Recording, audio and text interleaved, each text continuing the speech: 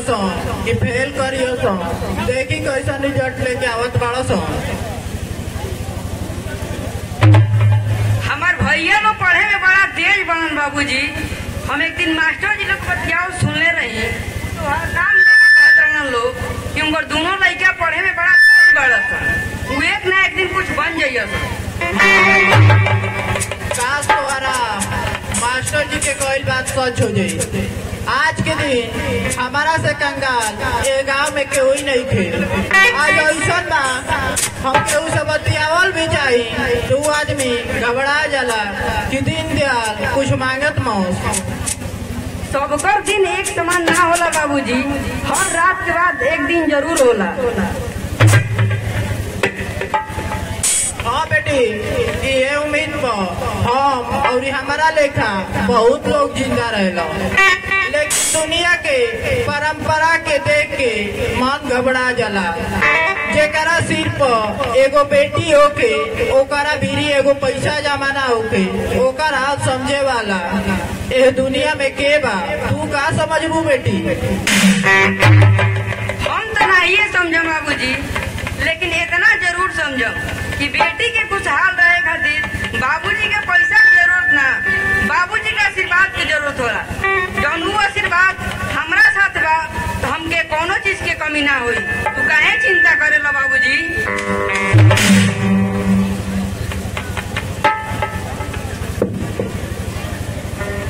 अरे का दोनों बाप बेटी में चर्चा चलत बा हो।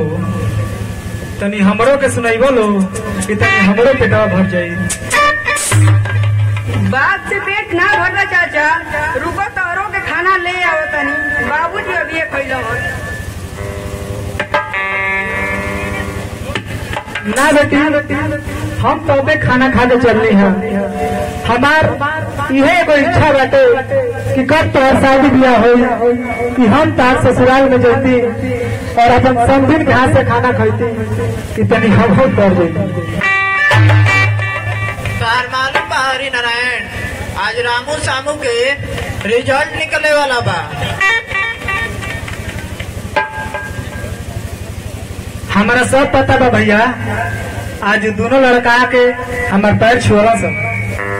देखी कैसा रिजल्ट लेके आवत बड़ो सो। खुश रहो बेटा खुश रहो। कैसा रिजल्ट बा हो रामू तुम्हार? दोनों भाई फर्स्ट क्लास बनी चाचा। लेकिन भैया के नंबर हमसे ज्यादा बा चाचा। तब आगे पढ़े के कहाँ विचार बा? एकरा बारे में सोचले बड़ा लोग कि आगे कौन नया स्कूल में नाम लिखावल जाओ। इन्हें तब तो अच्छा कॉलेज नहीं के खास करके नौकरी खातिर पढ़ाई खातिर आ रहा है पटना। तो हम एकदम ठीक सोचता रहो। हमारे ये विचार रहे। तू हो तो फट से कह दिल कि हमारो ये विचार है। लेकिन आरा पटना के पढ़े के खर्चा कहाँ से आई? इसमें इतना चिंता करे कौन बात बा? हमार विचार ये बा कि सामू पटना चल जाए। तू हम बाबूजी साथे मिलके सामू के खर्चा बर्चा जुटाई। लेकिन भैया नंबर तो हार ज्यादा आई बा। अरे तोरा का पता बा? एगो तेज लड़का हमारे बगल में बैठा रहे। हम ओकरे देख के लिखनी। वो नंबर पढ़ के नहीं हो, वो तो चोरी के हुए।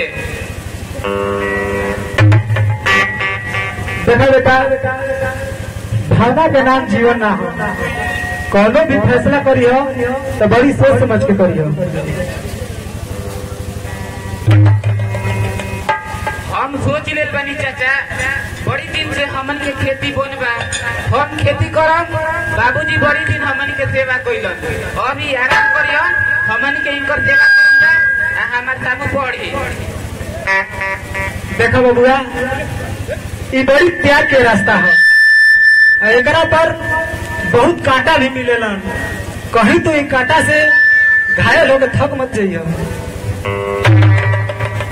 तुहार और बाबूजी का सिवा तो वही घड़ी नौका में आई जब हम थाके लागो। तू काहे उदास बड़ा बाबूजी?